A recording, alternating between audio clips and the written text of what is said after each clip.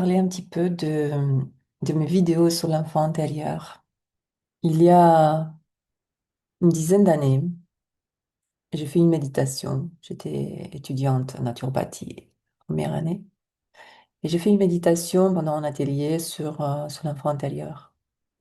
Et là, j'ai vécu un moment, je me suis vue, euh, j'avais 7 ans, j'étais à la fin de l'année scolaire, quand il y a ce qu'on appelle, on décerne les prix, dans les prix aux élèves. Et mes parents n'étaient pas là. Tous les parents étaient là. Mes parents n'étaient pas là. C'était ma marraine parce qu'ils étaient partis en mariage. Et je me sentais très triste, un peu abandonnée. Euh, et je me souviens que cette année-là, j'avais la deuxième place dans la classe. Donc, c'est pas la première, pas les prix. Il y a premier prix, deuxième prix, j'avais deuxième prix. Et j'ai attaché le fait de ne pas avoir le premier prix avec l'absence de mes parents. Et qu'est-ce qui s'est passé? À partir de la deuxième année, deuxième classe, voilà, j'avais 8 ans, un autre système d'éducation en Roumanie, jusqu'à mes peut-être 40 ans, j'étais la bonne élève. Si c'est possible, la première partout. Je voulais avoir mes parents. Il y a eu du bon dans tout ça, bon et du moins bon quand tu essayes. Mais c'est pas par rapport aux autres. J'étais pas en compétition avec les autres, jamais. Il n'y avait que moi avec moi. Une pression intérieure. Il y a du bon, enfin moi j'ai gagné mon argent depuis 14 ans, tous les mois, depuis 14 ans, ouais. J'avais des bourses parce que j'étais la bonne élève. Voilà, des bourses en Roumanie, puis des bourses en France. Puis souvent, même mon dernier emploi, j'étais choisie euh, l'employé de l'année en 2023, une boîte. Je dis ça pour me vanter, parce que c'est pas une raison de se vanter, c'est juste. Ces moments, je me suis dit, mais ça va, c'est suffisant pour toi? C'est inconsciemment, donc je me suis rendu compte plus tard à quoi ça correspondait. C'est comme des modèles qu'on a, voilà, des modèles qu'on a nous et qui fonctionnent, des schémas qui fonctionnent de façon inconsciente. Et à un moment donné, tu arrivé, mais ça sert à quoi? Cette pression, la meilleure pour qui? On s'en fout, tout le monde s'en fout. Mais voilà, la méditation de l'enfant intérieur que j'avais fait une dizaine d'années, ça a ressorti cette image. Et puis bon, j'étais pas prête à. Je voulais parler donc des méditations de l'enfant intérieur. Surtout, surtout, je pense que tout le monde a besoin d'écouter ces méditations, pas les miennes forcément, mais en général, de réparer quelque chose, d'équilibrer quelque chose, euh, de réconcilier cette relation qu'on a avec cette partie sensible à nous qui a été blessée quand on était petit. Et qu'après, on a trouvé des mécanismes pour fuir cette relation. euh, mais si on veut évoluer, avancer, on ne peut pas éviter de revenir à cet enfant qu'on a laissé dans un placard, qu'on a laissé cette partie de nous-mêmes. Je ne dis pas qu'il faut aller faire des thérapies toute la vie. Pour cela, je vous explique uniquement la raison de mes vidéos que je pense que je vais continuer à faire longtemps. Je me dis, mais est-ce que j'ai d'autres idées? Ouais, tout le temps, j'ai des idées. Et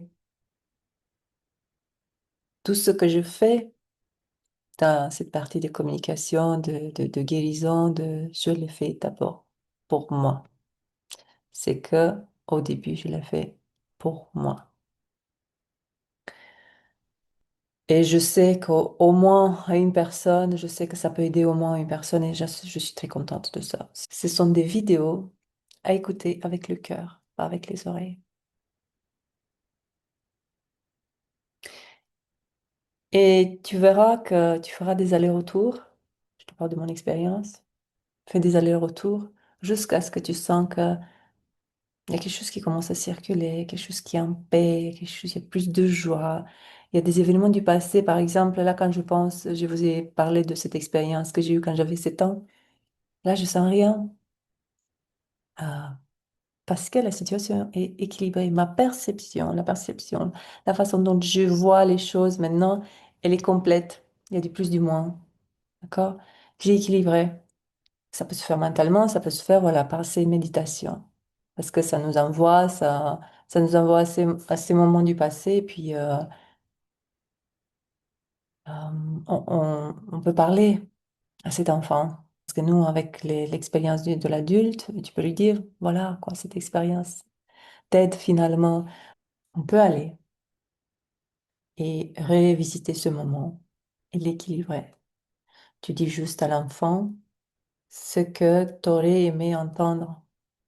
Voilà, tes parents ne sont pas là parce que c'est pas parce que tu crois que tu mérites pas, parce que t'as pas les meilleures notes, mais parce que voilà, font la fête. Ils sont partis faire la fête.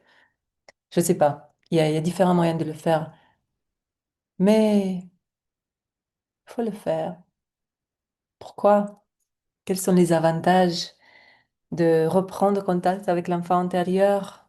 Oh, la joie, vous apportez la joie dans votre vie, la légèreté. Vous équilibrez ce côté sérieux. Enfin, moi, encore une fois, je l'ai fait pour moi, hein. Vous équilibrez un côté sérieux, travailleuse, concentré, objectif, avec, pareil, on va vers l'objectif, mais on va différemment, on va en sautillant, on va en riant, on va en regardant les paysages, on va... C'est la raison de mes vidéos sur l'enfant intérieur.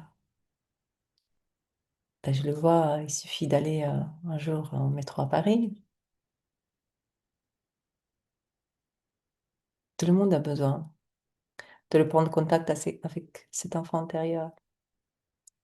Et les parents le savent parce que ceux qui sont parents, ils revivent une sorte de renaissance avec les enfants jusqu'à voilà, un certain âge. Ils revivent cette joie grâce aux enfants. Mais même si tu n'as pas d'enfant, peut-être tu veux pas avoir. Même, voilà, il faut pas attendre. Retrouve la joie en toi, retrouve ton enfant à toi intérieur. On a tous une partie de joie qui est oubliée. Ben, c'est à nous, l'adulte, de le prendre contact avec cette partie.